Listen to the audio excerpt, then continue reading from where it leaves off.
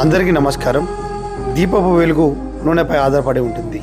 మంచి సమాజం ఉన్నతమైన విద్య ద్వారానే లభిస్తుంది.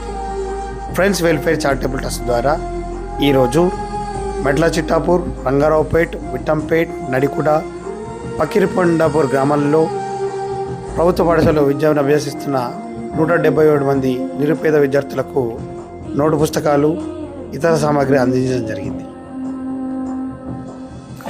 థ్యాంక్స్ అన్నయ్య.